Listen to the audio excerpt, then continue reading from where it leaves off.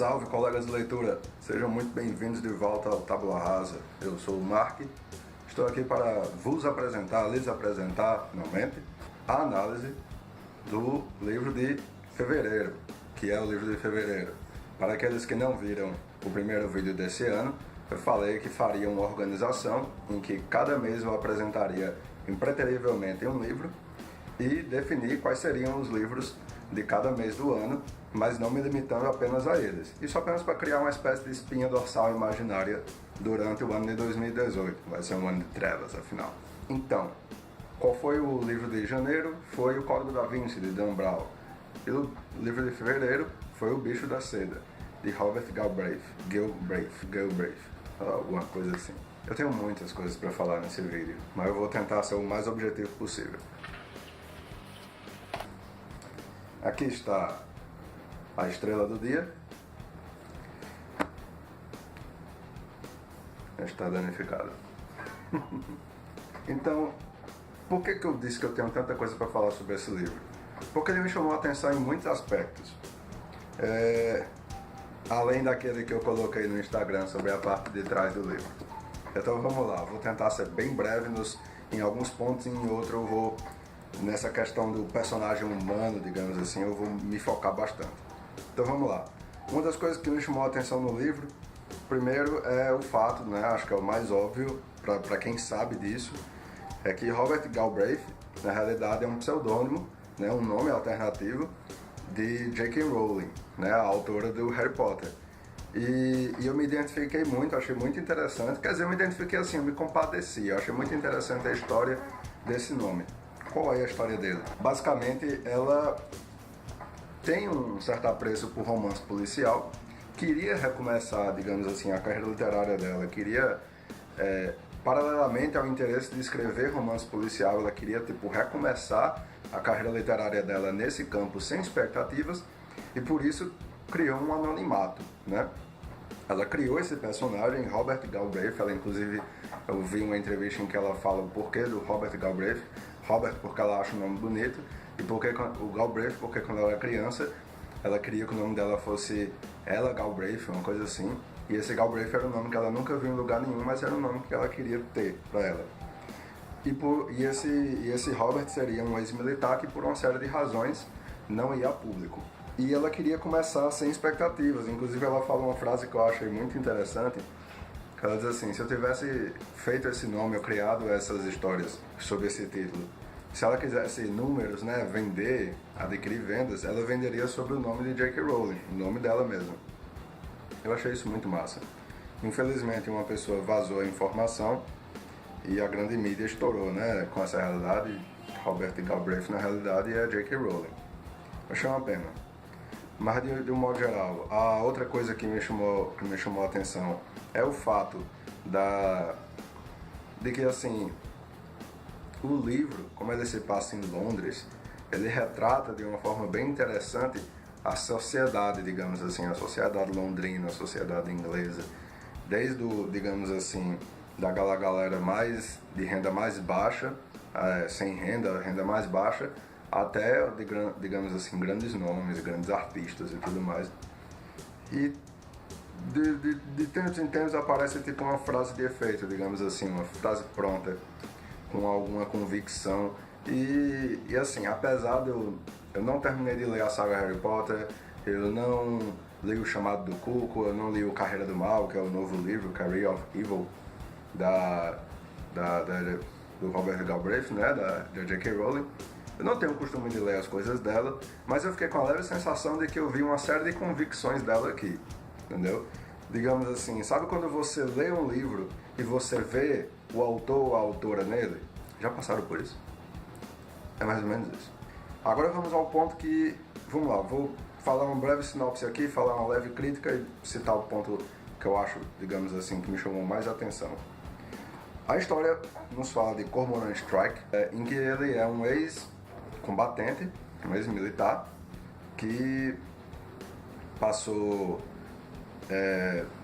sofreu um acidente gravíssimo com uma mina terrestre no Afeganistão, que custou a ele uma perna, digamos assim, um pedaço de uma perna dele. Então ele não tem uma das pernas do joelho para baixo. Ele usa uma prótese e, dependendo da ocasião, usa muletas. Então, ele é muito alto, né? Muito mais alto do que a maioria das pessoas em Londres, e ele é filho de um rockstar mundialmente conhecido. E apesar disso, ele não se utiliza do sobrenome desse rockstar como, digamos assim, como alavanca para se promover, justamente porque esse pai dele nunca o reconheceu, digamos assim, como filho, e ele também não quis, digamos, usar o pai como trampolim. Então ele virou um detetive particular, então ele, aqui na história do Bicho da Seda, ele já é razoavelmente conhecido devido à descoberta de um assassinato, de um assassino em uma história anterior, que eu não sei se é a história do Chamado do Cu, porque eu não li, pretendo ler depois de ter lido esse aqui. E ele tem uma ajudante chamada Robin Ellacott, que é tipo uma secretária lá que sonha em ser uma investigadora e tá lá com ele. Enfim, na história. E assim, eu vou fazer algo que eu não gosto muito de fazer, que é entrar num detalhe que aparece muito lá na frente da história, porque infelizmente já está na sinopse, então não tem muito o que fazer. Mas a história basicamente fala de uma situação em que ele é contratado por uma mulher chamada Leonora Queen. Até agora não sei qual é a pronúncia, Leonora Queen, Leonora Quine, vou chamar de Queen. Ele é contratado por essa mulher porque ela está preocupada com o marido dela, que é um escritor, e ele sumiu. E ela já estava acostumada, ele fazia isso de vez em quando, era uma pessoa um pouco excêntrica, que costumava sumir de vez em quando, saía assim do nada, desaparecer, mas voltava depois de uma semana, mais ou menos, mas dessa vez ele sumiu e não deu sinal de vida. E ela está contratando ele para ele achar o marido dela, Owen Quinn. E bolinha vai, bolinha vem, ele vai vivendo as outras investigações dele, vai se focando nesse caso, vai entrando em contato com as pessoas da editora, descobre quem são amigos, desafetos, pessoas que gostavam dele, descobre como ele era de verdade, vai criando uma antipatia por essa pessoa que ele está procurando, até que em determinado ponto, lá para as tantas da história, ele encontra o cadáver desse cara em condições grotescas. Então o que ele faz? Como ele, digamos assim, ele é um profundo respeitador da lei, digamos assim, ele já conta direto para a polícia, e na polícia tem um cara que é amigo dele, que foi o cara que ele salvou durante a explosão, que ele também salvou, aliás, um cara que ele salvou durante a explosão no Afeganistão, e que faz parte lá da polícia, e eles começam a se envolver nesse caso que vai se mostrando uma complexidade muito grande devido à forma como esse autor foi assassinado. Por que eu disse que eu não queria falar isso? Porque a história se desenrola nas 460 páginas do livro, é bastante conteúdo, ao meu ver, não pela quantidade de páginas, mas pelo conteúdo em si, porque depois que ele é descoberto, demora muito para se descobrir esse cadáver, descobrir esse paradeiro desse autor. E quando é descoberto, a história, digamos assim, ela começa a correr. Ela começa a correr e passa, digamos assim, aí que ela adquire, digamos, o tom dela. Sendo que esse tom, digamos assim, ele demora um pouco para acontecer. Então até lá a história ela é meio morna, sabe, assim, até fria. Aí a partir daí começa a esquentar e só lá para perto do final mesmo é que fica fervendo de vez e o bicho pega. E aí a gente vai se aprofundando nos personagens, a gente vai descobrindo mais sobre Cormoran Strike, vai descobrindo um pouco mais sobre Robin, vai descobrindo um pouco mais sobre isso e aquilo. E eu queria falar sobre duas coisas. Eu tenho um certo preconceito, e eu assumo que é um preconceito com o gênero de investigação policial, porque eu sempre tenho a sensação de que ele vai ser muito feijão com arroz. O que sentido? Ele vai seguir uma receita pronta, digamos assim, e é isso aí. Tanto que você já tira porque você tem um investigador e ele tem uma chamada sidekick, né? Aquela personagem digamos, de auxílio dele. No caso do Sherlock Holmes é Watson, no caso do Batman, Robin e por aí vai. E eu tenho esse certo preconceito, eu admito que é um preconceito, porque eu não tenho o hábito de ler romance policial, apesar de gostar de séries e filmes que abordem essa temática. E no campo do RPG, que é uma coisa que eu vou abordar em outros momentos, eu gosto muito de histórias investigativas que se desenrolam, a gente descobre coisas e tudo mais. E isso vem também dos jogos de RPG eletrônicos, Vampire Bloodlines, Fallout, coisas do gênero, Skyrim inclusive, apesar de ser fantasia medieval, mas envolve também. E no entanto eu vi isso aqui foi meio que um tapa na cara pra mim, de certa forma. Primeiro porque o protagonista, e aí eu já emendo com o segundo ponto, ele é muito humano. Geralmente, algumas histórias policiais, eu tenho a impressão, e isso entra no meu preconceito, eu tenho a impressão de que eu vou ver uma história em que um personagem é tipo um Sherlock Holmes. Ele tipo desenvolve uma teoria muito louca e vai correndo atrás daquilo e começa a unir pontos e de repente, buf, dá tudo certo. E ele descobre tudo assim, num passe de mágica às vezes. Eu sei que não é assim. Eu já li alguns contos do Conan Doyle, eu sei que alguns não são assim, mas tem uns que passam essa impressão fortemente. Tem uns que não. Eu acho que é por isso que eu gostava de aquele CSI, porque eles vão muito em cima de provas e tem a questão do trabalho intuitivo, mas também tem a questão do trabalho prático. Então, você trabalha com aquilo que você vê, não só com aquilo que você sente. Então, digamos assim, o trabalho investigativo ele acaba sendo mais palpável. Uma crítica que eu tenho nesse livro é que em alguns momentos, de fato, eu entendo por que ela fez isso, digamos assim, ele fala que em determinado momento Strike vai dizer qual é o plano dele, mas ela não cita o que é. Em muitos momentos ela cita, no caso ele falando qual é a ideia dele, e em outros ela não fala. Como se dissesse assim, não, esse é o trabalho intuitivo dele, a gente vou dizer o que é isso lá no final, vocês vão saber. Eu não gosto muito, não sei assim, isso ajuda a criar um clímax muito mais intenso, mas ao mesmo tempo, digamos assim, ela esconde o jogo. Não é uma coisa que, digamos assim, ele tirou da cartola na hora e explica tudo na hora. Não, é uma coisa que você já sabia que ele estava com aquela ideia, mas a autora não revelou. Ela deixou ali bem debaixo do pano, não é nem nas entrelinhas, é debaixo do pano mesmo, revela muito pouquinho no decorrer da história e lá na frente ela, bum, joga de uma vez. Enfim, mas o ponto central que eu achei aqui e que entra justamente na ausência da crítica ao mega detetive extremamente intuitivo, quase digamos assim, com um sexto sentido ativo direto, é o fato de Strike ele ser humano. E o que eu quero dizer com humano? Os problemas pessoais dele são muito palpáveis, os problemas afetivos dele são muito palpáveis. Então ele está lidando com isso a todo momento. Não é uma sombra do passado que surge em algum momento da história e vem assombrar ele.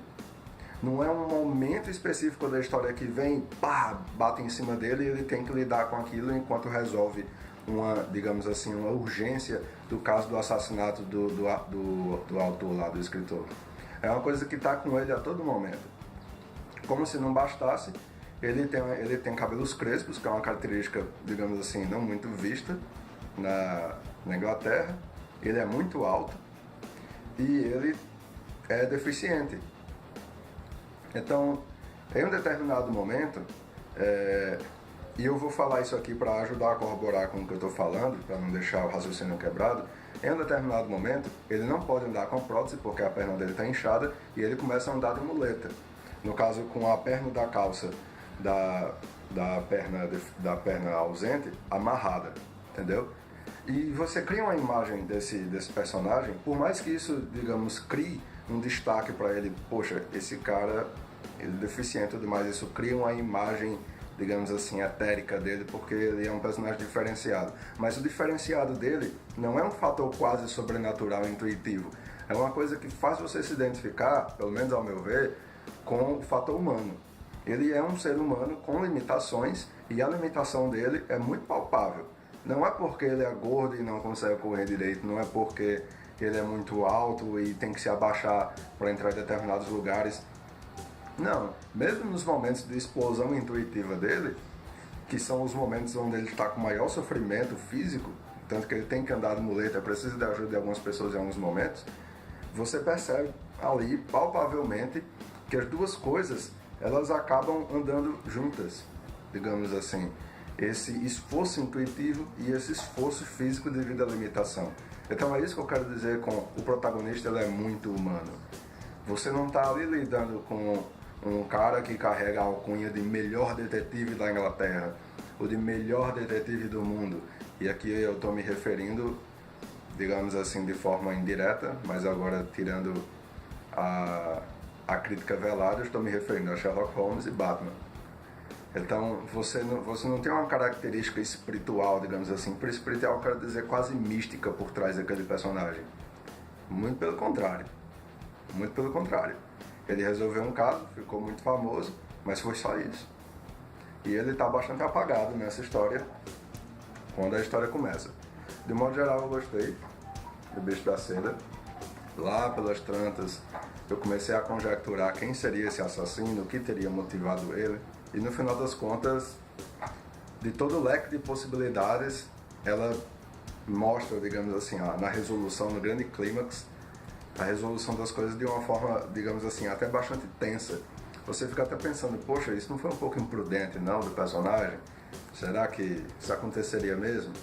Bom, mas existia todo um ambiente ali criado em torno do personagem, por ele e por outras pessoas que impediam ele de fazer aquilo de forma diferente, e até também porque fica se trazendo sempre à tona a questão do orgulho do personagem. E sim, eu estou falando propositalmente essas coisas para você que não leu, para não spoiler, dizer o que ele faz, como faz e onde faz, justamente para que vocês deem uma sacada. O livro é legal, eu recomendo, eu gostei muito, fica a dica aí. Além dessas coisas que eu falei, existe uma outra que é interessante citar. Os livros, especificamente os livros, porque são 3 livros, O Chamado do Cuco, O Bicho da Seda e um outro que eu não sei se ainda se já foi traduzido, que é o 3º livro dessas histórias do Strike, que é o Career of Evil, que seria algo como Carreira do Mal. Então, existe uma adaptação para eles em uma série televisiva, que no caso, até onde eu vi, são 3 episódios remetendo ao Chamado do Cuco, 2 episódios remetendo ao Bicho da Seda e 2 episódios remetendo ao Carreira do Mal. Não sei se já foi lançado, pelo que eu entendi ainda não foram lançados. Eu não assisti, mas tenho curiosidade de ver. E fica a dica aí, para quem quiser dar uma olhada em tela, digamos assim, e não quiser ler, ou já leu e não sabia da existência dessa série, fica a dica aí. Espero que tenham gostado do vídeo.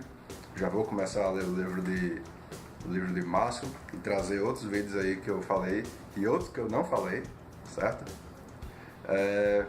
Para dar uma correria aí nessa inatividade que aconteceu em fevereiro. Então, boas leituras e até os próximos vídeos.